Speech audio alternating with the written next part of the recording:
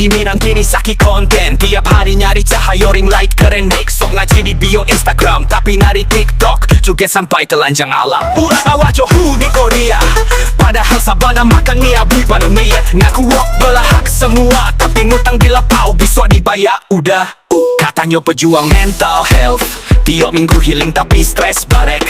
Sienan pacaran di cafe viral. Hasil traktiran dompet renal.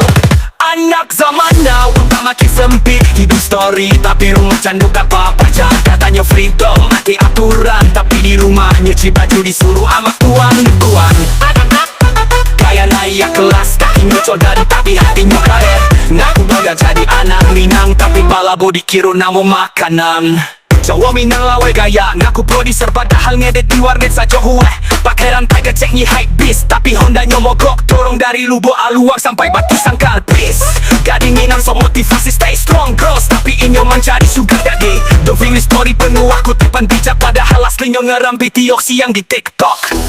Kena high class katanya pride tapi kalau disuruh nikah aku belum siap sih.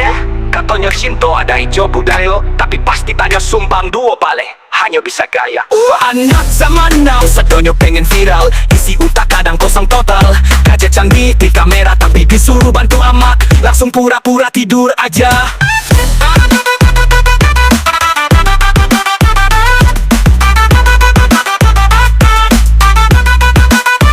Anak zaman now bucuk larunya kata indah sopan tapi bajunya bolanya.